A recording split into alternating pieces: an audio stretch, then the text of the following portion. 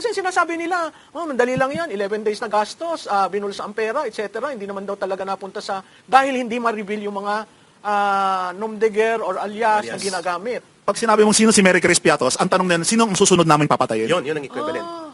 Yun ang equivalent. Nakakatakot naman pala yan. Tama. Words, dito sa nangyayari na kagustuhan ng House of Representatives na i-reveal ng Vice Presidente ang listahan Ng confidential agents. ang confidential agents, kung paano kung sino sila, saan sila nag-operate at magkano ang pondong nabigay sa kanila. Ano ang inyong sentimento tungkol dyan? Ay, nakikita ko doon, ano lang talaga, pure harassment kay Sara. Una-una, yung amount, kahit na 10 times nyo pa yan.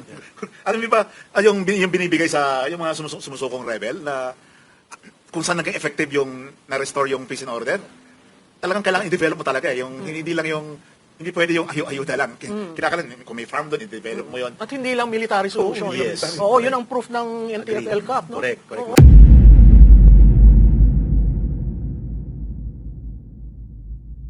No? So simulan po natin ang talakayan. Pag-usapan ho muna natin yung Confidential and Intelligence Fund. Bakit merong ganon? Para saan? At ano ang proseso? Kasi bumabalot dyan yung Joint Memo Circular ng 2015 na pag 33 pahina po yan, no? Kung inyong pag-aaralan, napakadami ng bawal.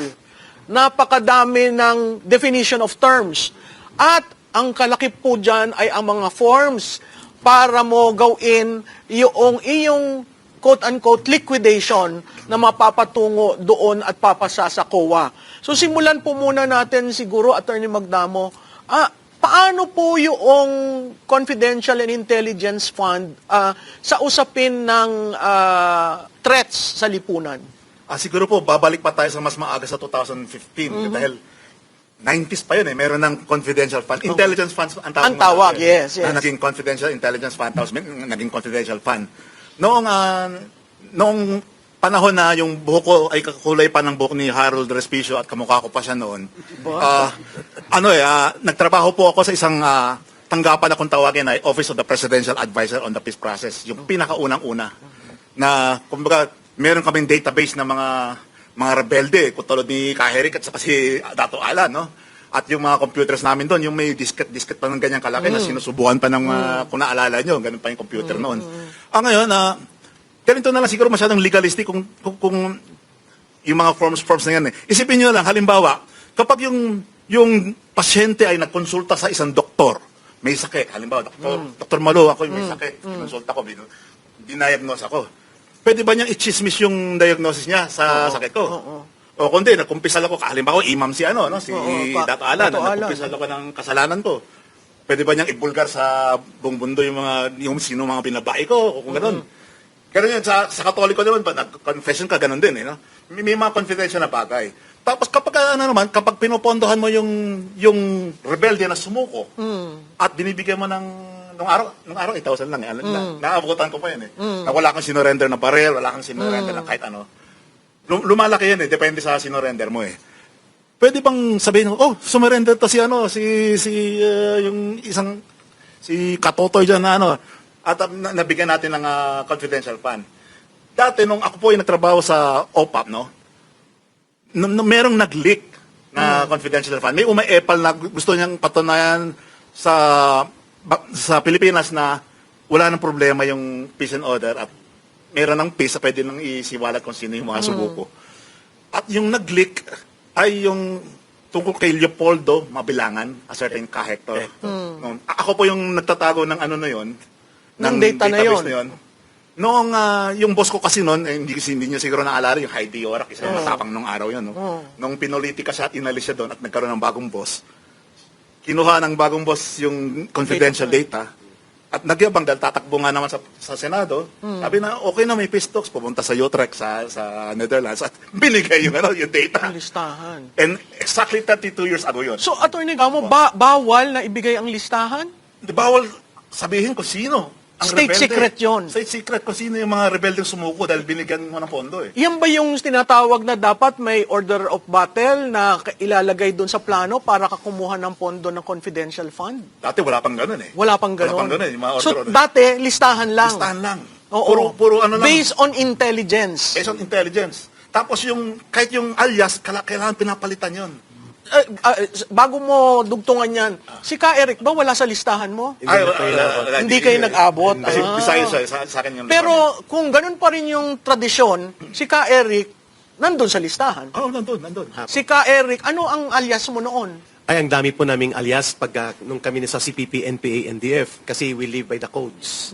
At nung kami ay nasa side ng government, nag-alias pa rin kami kahit kami ay naging recruited na as state agents for the government. So may handler ka. May handler kami niyan. So again, para ka malagay dun sa listahan, may intelligence report, tapos pag nakuha na siya doon, may mag-handle ng kaso ni Ka Eric. Ano ba? Delikado kasi yan, Professor Malone, no, mga kababayan. Kung ang confidential lists ng mga considered to be informants or intelligence assets or agents, security agents ng government na nanggaling sa kabilang side, meaning naging kalaban dati ng gobyerno, either sa Muslim movement ng mga rebelde o kaya sa communist terrorist group na dati tinatawag yan na, tama ka, may order of battle. At ngayon tinatawag yan na PSR. So yung order of battle ng PNP, ng AFP, Yun. ng intelligence community, isang listahan yon. Nakalista yon ang mga targeted individuals and leaders. Para ka mapunta doon sa listahan na yon, medyo nasa taas ka na ng pecking order ng leadership. Ibig O sabihin, active ka. aktibo ka at mayroon kang katungkulan. At ikaw ay tinatarget ng government for neutralization yon. Ang neutralization po doon sa sinasabi, either mahuhuli ka, makakasuhan ka, or mapainkwentro ka. Okay. So yun po, dinaanan po namin yan dahil ang buhay ko po, nung ako'y nasa CPP, NPA, NDF, ako po ay naging bahagi ng National Intelligence Unit, National Department ng Intelligence ng So NPA. para kang Nika. Oo, ng NPA. So yung trabaho namin, gumagamit talaga kami ng alias para itago yung aming operations. So yung confidentiality niyan, kapag kami tumawid doon sa government side o kami na-recruit, for my part, no, i-confirm ko dito sa talakayan ng taong bayan, at kinwestiyon ito sa akin sa Senate dati. Dahil hindi ko inamin na nahuli ako eh. Hindi ko rin inamin na nag-surrender ako, but I was captured. So may mga ganon. Secretly nahuli ako, nahuli yung unit namin sa Tagaytay. At hindi ko na babanggitin anong unit ang nakakuha sa So may akin. operation, May operations kay ang- Ka Eric. Sa aming unit, sa National Operations Command ng NPA. Pero Eric na ang ginagamit hindi mong... pa, Rex ako noon eh. I was Rex. Yan yung parang Grace Piatos. Oo, yun. Ako ay si Ka Rex. Okay. Pero ang Eric po, yun ang equivalent ng Grace Piatos kasi government side yun. Nung okay, nasa CPP, okay. NPA, NDF ako po ay si Ka Rex, si Ka Jing, si Ka Johnny. So, Ang yan dami mo namang ka. Iba-ibang lugar kasi ang aming So pinag-deployan. paglipat mo ng lugar, Nag-iiba ka ng pangalan. Yeah. Sir, kayo, Dato Alan, ganyan rin ang naging buhay nyo. Hindi naman po. Kung ano yung pangalan mo sa umpisa, So, Dato Alan. halimbawa, Dato Alan, o nag-umpisa ka na may bago kang pangalan, yun na yun ang gagamitin mo hanggang Sa sa... operasyon, hanggang mahuli ka. O hanggang Kasi- mag-surrender ka. Okay. Oo, magkaiba kasi sa NPA, Magkaiba. Ma'am Maloy. Magkaiba, Oo. sir. We hide our identities. Sa Muslim, Hindi po namin tinatago ang identity. may yabang pala talagang matatapang, no? O bakit, sir, may difference na ganon? Bakit hinahide? Bakit ang iba hindi? Kasi lumalangoy kami sa mga urban operations. Dahil so we ikaw need, nga pala we yung need to urban. disguise. Oo. We need to have cover. Oo. Kaya walang red tagging eh. Dahil ang ginagawa talaga namin para hindi kami matukoy ng mga CPP, NPA, NDF kami, nag-iiba kami ng pangalan. Nag-iiba kami gumagamit kami ng alias para maka-infiltrate sa schools, maka-infiltrate sa organization, makalangoy kami sa urban operations. Hindi kami matutukoy ng mga komunistang terorista kami. Okay. So iba sa kanila, hindi nila Iba naman ginagawa yung yun. kay Dato, no? Oo, magkaiba yung mode of operations namin. Opo. Malaki ang pagkakaiba nun. Kasi sa amin, pag pumasok ka sa struggle, may guidance din kami na sinusunod. Yung Holy Quran at saka Hadith. At nakasaad po dyan kung sino ka, ano ka, at kung saan ka nanindigan, yun ang Paano kayo pangangatawanan po. rini-recruit? Minsan po, dahil po sa hindi lingid sa ating kaalaman na kung ano ang nangyari sa mga Muslim sa Mindanao. Doon sa lugar na yan, pag po. may Yung iba nangyari, po, hindi na nire-recruit eh. Kusang sumasapi sa Kilusan. Okay. Dahil andun sa loob yung hinanakit na habang sumasariwa sa isipan nila yung katulad ng martialo. Oo. So, hindi na po kailangang hikayatin Oo. na sumapi sa Sa samahan. Sa samahan dahil kusa pong sasama. Kaya Professor Malo, no, madugtungan ko lang, we tried to understand the Bangsamoro problem and Bangsamoro struggle. Nung nasa NPA, NOC po kami, we tried to talk to them. Merong ganon Informal na tactical alliance. nagkakaroon kayo ng... Yung NPA Oo. and the CPP Pero wala tried- kayong hindi kami tactical operation na Mayroong mga magkasama. magkakasabay, nag-aaral kami noon. Kung anong taktika nila. Kasi Oo. magkakaiba, guerrilla warfare Oo. yung sa CPP, NPA. Pero during that time na nasa NOC ako, inabot ko pa yan na nakikipag-usap sa ilang top leaders nila. Pero magkaiba ang approach. Okay. Magkaisa ng paniniwala na dapat baguhin yung pagtrato sa Bangsamoro people, yung opresyon nila. Pero magkaiba kami sa ideological perspective. Okay. Kasi Marxist, Leninist, Maoist kami. Oo, yun yung difference. Yung magkaiba talaga yun. talagang- So magkaiba din ang mode. Oo, Kaya oo. kami gumagamit ng alias to cover. Okay. Kaya yung binabanggit ni Atty. Magdamo, tama po yun. Yung panahon ng unang mga pagbubuo ng peace talks, yung binuo ang tinatawag po na The Hague Declaration, saka yung Utrecht Agreement, ay kasama po doon ang mga pagbibigay ng safe conduct passes at pagbibigay ng aliases. Dapat Okay. tinatago yan para ma-protect kami. Okay. So, balik tayo dun sa confidential fund, no? Dati, sinabi mo, Attorney Magdamo, na isang pondo lamang yon na intelligence fund. Tapos, nagkaroon ng confidential at intelligence. Ang confidential ngayon, defined as paggamit ng pondo hindi sa intelligence na PNP, DND. Ano ang difference ng confidential at intelligence? Yung intelligence more on the military side yun. Pagka napupunta sa civilian, doon na nakahaluan ng confidential. Ang naalala ko doon, dati kasi yung nagne-negotiate sa ang tawag sa inyo, Southern Philippines Autonomous Groups. Yes. Ambassador Manuel Yan, General Manuel Yan, na kasama ni Ramos, President Ramos. Sa sa ideological groups, ang tawag sa kanila, ideological. Si Ambassador Howard D. Tsaka si Aping Yap. Ayun, si Aping Yap, si Congressman of Tarlac. Tarlac. Tapos, noong nasanay mo na sa nauna intelligence sa military side. Pero habang nagkaroon ng konting problema sa intelligence fund noon dahil yung tuwing may magsosurrender na kunyari barrel, usually talagang bulok na bulok nga tapos ino-overprice. Para yan yung pamana. Pamana. Yan yung pamana. At saka ngayon yung surrender ng mga baril na decommissioning. Decommissioning. Ang daming fake rebels. Ngayon, Oo. decommissioning. Ngayon, decommissioning. Oo. So ngayon, medyo nagalit si President Ramos, no, medyo nilipat unti-unti sa OPAP, yung Oo. So nagkaroon ng confidential. Okay. Pero may listahan yun, Mamalo. Intelligence fund. May mga listahan yun sino ang mga NDF leaders, mga Oo. Communist Party, and then may listahan din yun sino mga nag-side na ng government. Oo. Ngayon, pag i-leak yan sa amin balik, ay magiging target yan para sa amin. Ang tawag dyan, SO. Pag sinabi mong ilik, kunyari, sa usapin ng impeachment ngayon, gusto nilang makilala si Grace Piatos. Grace Piatos. At kung sino-sino pa yung mga pangalan, biro mo, tiningnan sa PSA, kung may ganong, yung aksaya ng pagtingin sa mga public record. Actually, na alam naman kabubuhan natin. yun, Mamalo, eh. Oo, di ba? Alias nga yun eh. Kaya nga, pinag-usapan natin, ba't nag-aalias? Kahit si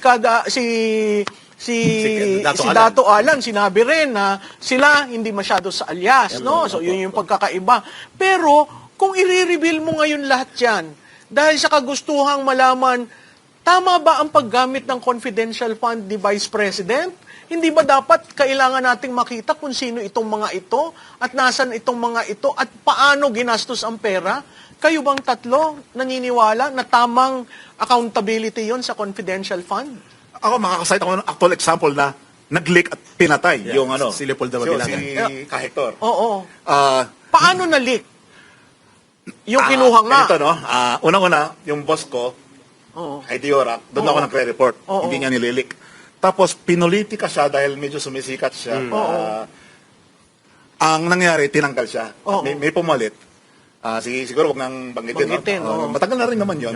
So, may access na siya sa datos na yun. Balak tumakbo. Dumakbo para sa Senado. Kasi Senado. Oh, yan, politiko na naman ha. Sa mukhang kilala national ko yan. security, parang kilala ko rin yan. Gumalo sa Netherlands, Oo. nakipagtsikahan with Joma Season, rest in peace, no? Nag-leak sa all the way kay Joma. Pinakita niya Exactly lista. 32 years, kasi today is March 25 eh. Oo. 32 years ago, Pinatay si March Mabilangan. 25, 1994 po, tinorn over. Tapos, Paano yun nakita ng mga leadership yung mga pangalan. Minarkahan yun, Mamalo. Paano nila napipili sinong gagantihan Hindi nila confirm na si Mabilangan was cooperating long time ago with the government? with the government. So, nakita yun nila Joe Masison ng Central Committee ng Communist Party of the Philippines that Mabilangan was instrumental in exposing the Red Scorpion Group. The Alex Bongcayo Brigade. The kidnap for ransom operations. So, delikado talaga. Delikado yun. So, yun pala, nagli-leak na yun. So, dinesisyonan yun ng Central Committee nila Joe Masison na targetin siya. Even ang pagpatay kay Romulo Quintanar, the former chieftain of the NPA, was a leakage that he was handled by ISAF or he was part of the PNP-IG program nila General Bogie Mendoza. Oo, lumabas yun sa amin. When I was with the NPA, priority yun. Si Quintanar, si Tabara, si Rick Reyes na consultant ngayon dyan sa Pasig, tsaka si Nilo de la Cruz. Tatlo patay doon. O di si Rick na lang ang Si Rick buhay. Reyes nandyan sa, yan yung tumutulong sa abot. mayor ng Pasig. Si Oo, kay Vico Soto, I know him. So, nang mag-leak yun sa amin, the order came from Netherlands, kina Joe Masison. At ang nag-execute, National NPA Operations Command. Si Quintanar So na-execute may decision sa Central Committee. ibababa sa sa NPA, nasa ground, National Military Commission. tapos liquidation. Papatayin talaga. On the spot. Oo. In just 1 week, pinatay. Yun ang sinasabi niya. Si- Kaya hindi nila naintindihan ito, Mamalo, na ganun po kabigat. Yun, nang ma-expose ako na si Eric Almendras pala, si Jeffrey Celis, kasi boses lang ako dati. And I only limited lecture lang ko sa military intelligence. Pero nang makita nila ang mukha ko that I was the resource person sa pag-create ng National Task Force to End Local Communist Armed Conflict, tinarget ang pamilya ko. So, ngayon, ibig mong sabihin, meron kang bounty sa... Oo. Ang tawag dyan sa NPA, SO, Standing Order. So, meron ka. Oo, papatayin ako. Dahil alam na nila kung sino. Bakit ka naman pumunta sa side ng gobyerno? Na-captured kasi ako. Yun, yung kaninang kwento. So, that was 2008. Na-captured ako, and then hindi po sinabi na na-captured ako. So, it's somehow complicated. Ang tawag dyan sa intelligence project, alam ng mga resource persons yan sa intelligence, na-reproject ako. The NPA believed that I was still part of them. Parang sa normal na linggo, double agent Nag-double ka. agent. Yeah. So, I was already operating as the NPA National Operations Command sa intelligence while I was already recruited and captured. So, bahagi ng mga trabaho ko ay nagre-report ako sa Hindi ka isang unit. natatakot ngayon? No, ngayon natatakot syempre kasi kilala na nila. And these are already court records. Tinatanong na yan sa akin sa korte, bakit ka iba yung testimony sa Senate, iba sa court? Because I was not inclined to expose kung ano talagang ginawa ko. So until now, hindi ko pa rin nag-expose ng, ako si Ka Eric, pero lahat na nangyari sa buhay ko. Hindi ko pwedeng expose. Halimbawa, paano namin... Yun yung national security aspect. Paano namin in-infiltrate ang ISAF? So sa NPA side yun. So paano ko in-infiltrate naman ang NPA para mag-leak sa Mahirap gobyerno? itong ating Mahirap guest. yun. So, diyan pumapasok ang kahalagahan kung bakit ang paggamit ng alias ay hindi pandaraya. Yan ay protection. Hindi pandaraya, proteksyon sa gustong tumulong sa gobyerno. Dato, ikaw naman, anong storya mo? Hindi ka rin natatakot nung ikaw kasama na sa mga rebelde at nakikipag-away? Sino ba naman di matatakot? Pag sumabak ka sa gera, Kasi kayo, wala kayong protection, wala kayong alias. Kasi yun yung mandato din sa amin na pag sumapi ka sa samahan, kung sino ka at ano ka, doon ka. So wala tatayo. kayong worry na may listahan ng MNLF na ngayon hindi pa tapos yung peace process natin, hindi magkaintindihan kung itutulay o ano. So wala kang ganong katakutan na maging Grace Piatos. Lahat po ng sumasapi sa Mujahideen, pagdating po sa doktrina ng Islam, yun yung nakalaan ng buhay mo na handa kang mamatay. So wala kang iniisip na matatakot ka, mahuli ka, isang karangalan sa isang sumasapi sa kilusan ng Bangsamoro, o maging nung MNLF pa at hanggang ngayon naging MILF is mamatay ka, ay parang yung mamatay kang isang sahid. So sa taong bayan kita nyo ang dalawa nating ehemplo, isang Muslim na dating muhahidin, ngayon balik loob at tumutulong sa peace process, at isang sa CPP-NPA na talagang operational hanggang sa ground level, may alam siya, tumulong sa gobyerno, pero na-recruit. Bago tayo tumalon dun sa anong nangyari dyan sa operation na yan, bakit ikaw na-recruit? Ng NPA o ng Ng government? NPA. Kasi sinabi mo na yung sa gobyerno Oo, na-captured ako na-capture ka, di ba? Sa NPA, with that sterling academic record when you were a student, Bakit ikaw? Tinarget talaga yun nila at standard sa pagre-recruit yung may leadership at may influence sa schools. So technically, nasa community, sa eskwelahan, Oo. Naging student inaalam council nila. ako, Oo. nag-editor, at naging leader ng maraming organisasyon. Oo. So targeted ka kaagad. Kung matalino ka, marunong magsulat, marunong magsalita. May command ka sa estudyante. Sa tao, oo. Yan ang pinaka-priority. At yun ang nangyari sa akin. So kailangan ng proteksyon ng eskwelahan? Oo, dapat. Tama lang Against ito na the may recruiters? Yes, kasi hindi namin sinasabi kaagad ng mga nag-recruit sa akin na mga NPA connected sila. Oo. So ang pakilala nila, College Editors Guild of the Philippines. Oh, naku, maraming magagalit Oo. sa'yo dahil maraming Ayun mga ang unang organization. galing kwan. Oo. CGP. Oo, CGP. And then nag-NUSP. Oo, National yan, naku, yan ang Student- mga And then- hotbeds ng yes, recruitment. Then nag-LFS. Oh. And then, nag-anak bayan. Hindi ko na inabot ng Kabataan Party, nag-NPA na ko eh. So, ibig sabihin, noon ko lang na-realize na yung mga kaharap ko pala, mga kadre ng CPP, NPA, Nung NBF. una, hindi mo ko alam, nararamdaman na Kasi kadre? student leaders din sila. Oo. Then, mga nakapasok sa So, ang schools. babata, matatalino. Yes, I was yung 18 years old. kinabukasan ng bayan natin, ha? Correct. Na andon. Yun po ang Parehong napakadelikado. kinadato. Oo, sa kanila bata rin. Bata rin. Matatalino, magagaling, articulate. Grabe talaga ang recruitment Grabe. nila. At ang nakakatakot ngayon dyan, kasi parang pinapalabas nila na itong mga Maria Grace Piatos names na to, yung mga alias na to, ay parabang ito ay mga pangalan na pinagkapirahan. Hindi po ganun. Ilalagay natin sa konteksto, Professor Malo, mga kababayan, na ito po ay usapin ng buhay at kamatayan. Yung pagtataya namin ng pagtulong sa Estado, sa gobyerno, at yung pagtawid namin sa pagiging kalaban ng Estado at gobyerno was a very painful and serious decision. Malikot lang ang isip ko. Bakit ka kinakasuhan ng gobyerno ngayon?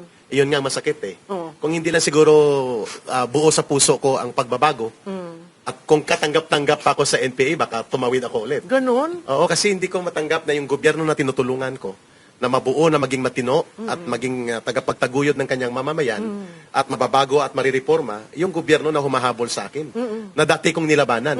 Dapat namang labanan talaga, pero hindi sa pamamaraang dating alam ko. Mapayapa ng gusto ko, pero ang kaso ko kaliwat kanan. 3 inciting to sedition, 2 cyber libel, may kaso pa ko sa mga komunistang kasama ko. 8. So, hindi ko alam kung bakit ko to tinawid, pero naniniwala ako, Professor Malo, that this is the most opportune time na ipakita na kahit maipit ang sitwasyon natin, there is still hope to reform the government. Na hindi madugo at Okay. hindi marahas ang Sige, pamamahala. sige. So, attorney, nung pinatay ngayon yung Si nasa Kahictor. listahan mo, ikaw ba, sa nangyayari ngayon, pabor na i-release lahat yung listahan na yan?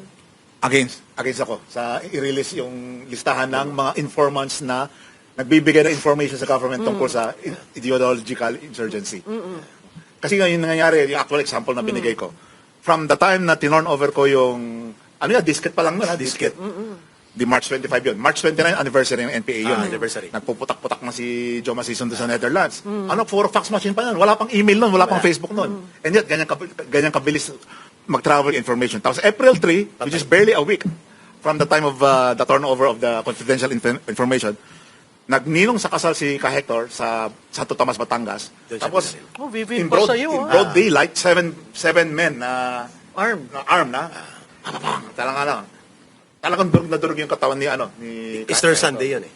Easter Easter Sunday, Sunday. April 3. Tapos lumakad lang na parang walang Apo. nangyari. Wala nangyari. Talagang brazen, broad daylight. Broad daylight. Walang nagawa ang kalakasan ng ating depensa ng pulis, ng militar. Walang nagawa. 2 days later, nag-press con pa si Roger Rosal. Si Roger. Na nagre-rejoice sila.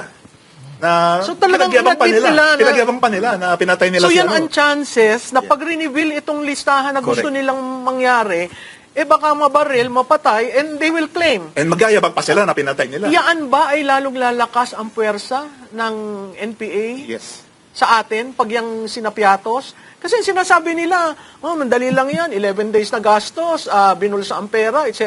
Hindi naman daw talaga napunta sa, dahil hindi ma-reveal yung mga nom de guerre or alias na ginagamit. Pag sinabi mong sino si Mary Grace Piatos, ang tanong nila, sino ang susunod namin papatayin? Yun ang equivalent.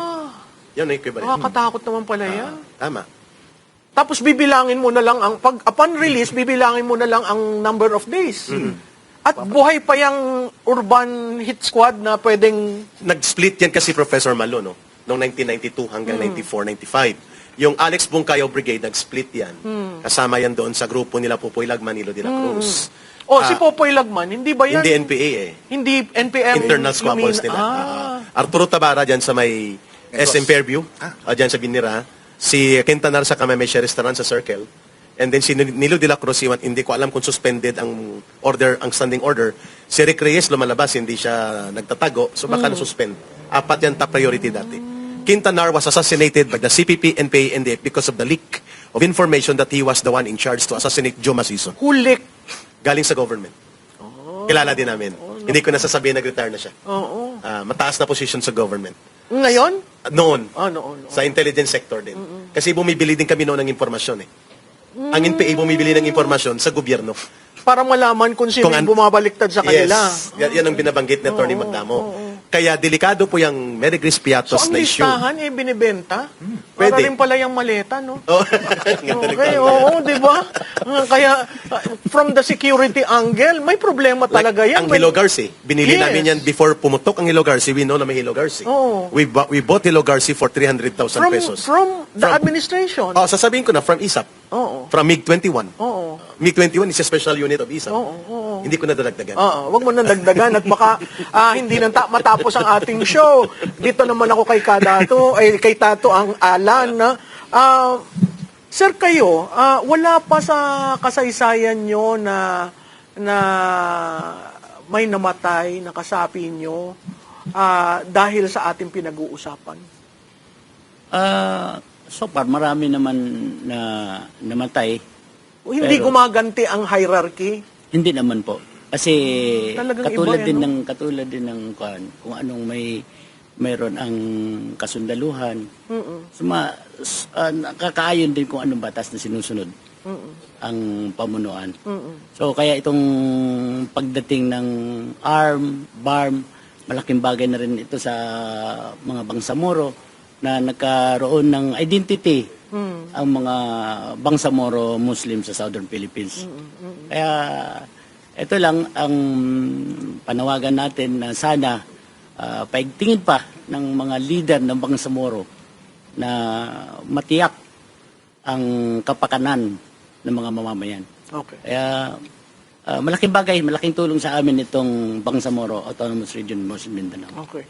Sige, siguro last words dito sa nangyayari na kagustuhan ng House of Representatives na i-reveal ng Vice Presidente ang listahan Ng confidential agents. ang confidential agents, kung paano kung sino sila, saan sila nag-operate at magkano ang pondong nabigay sa kanila. Ano ang inyong sentimento tungkol dyan? Nakikita ko doon, ano lang talaga, pure harassment kay Sara. Unang-una, yung amount, kahit na 10 times nyo pa yan. Alam niyo ba, yung binibigay sa yung mga sumusukong rebel na kung saan naging effective yung na-restore yung peace and order, talagang kailangan i-develop mo talaga eh. Hindi pwede yung ayuda lang.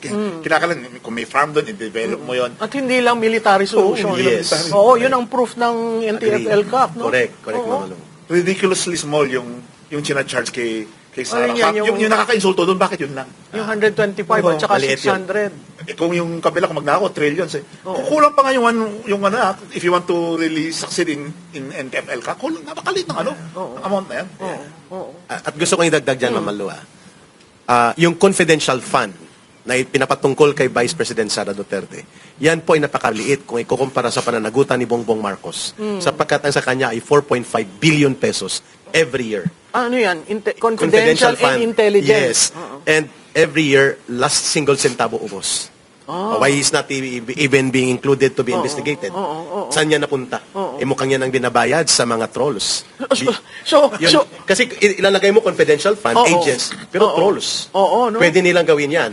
Ay, kasi talagang ang Billions. requirement lang naman ilagay sa envelope na nakasil. Kasi may tinatawag yan na COPLAN. Oo. The COPLAN is covered by IP, not the Internet Protocol Address. IP is Intelligence Project. Under the IP is COPLAN, Case Operations Plan. Doon ang budget. So lahat ng confidential fund ay may case operation plan yan. I-discuss yan ng iba pang mga resource persons. Pero ang malinaw dyan, hindi yan pandaraya. That is a system of security that is a system of protection, and that is a system of building up confidence na mayroong tutulong at makikipag-cooperate sa gobyerno dahil protektado ang kaligtasan mo. Hindi kay papahamak ng gobyerno. So bakit nag-i-insist sa mga kongresista? Dahil hindi nila alam ang kaseryosohan ng epekto niyan. Hindi lang sila bobo. Hindi nila alam o Na talagang ayaw lang masama nila- ang intensyon nila. Oo. Kasi they do not understand na hindi po mag-survive ang Pilipinas at ang gobyerno nito at walang gobyerno at lipunan na mag-survive kung wala siyang intelligence programs at confidential projects. Kaya very successful ang bansang Israel sa kanyang military operations kasi they spend much for confidential fund, for agents na nagre-recruit yan pati sa kalaban. Kaya nanalo yan sa 6 days war Kasi pati mga general ng Air Force ng Yung Egypt, tipo, ubos recruit. Binibili nila yan at binabayaran. At ganyan po ang kalakaran. Kaya may Mary Grace Piatos yan, may mga pangalan na alias yan kasi bumibili ng impormasyon. And that is called tradecraft and that is called intelligence protocols. Hindi yan mali. Hindi alam ng mga legislators yan? Malamang. Kung alam man nila, they try to ignore sapagkat ang intensyon nila ay palabasin na nangungurakot si Vice President. No. Using alias and using the codes ay hindi indication ng corruption. For as long as ang Commission on Audit ay nakakakita na justified and valid at supported by existing projects ang mga expenditure sa confidential fund, yan ay tama. Okay. So yan, sa ating mga nanonood, sa taong bayan, sa mga Pilipino, sana ho naintindihan ninyo ang difference ng confidential intelligence fund, ang operations na nangyayari, no? Ang liquidation na pag sudden release of that information, at yung information na bibili, ha? Yes. Sabi nila, nabibili daw. You have to So, pay. makikita mo na meron ring maleta syndrome sa intelligence community, kaya kailangan mag-ingat po tayo, wag po natin basta alamin. Yung mga kaninang umaga may dala pang Piatos, hindi ho pagkain, si Grace Piatos, operation ho ng national security ng bansang Pilipinas. At nakita rin po ninyo ang difference between a Muslim and an NPA cadre, kung paano sila rin-recruit, kung paano ang kanilang accountability sa kanilang organisasyon, at bakit minsan tumatawid. So sana po na-explain namin sa inyo ng maayos at tatandaan po ninyo, alamin nyo po ang mga bagay-bagay. Huwag lang kayo maniniwala sa isang punto de vista na klarado ang agenda.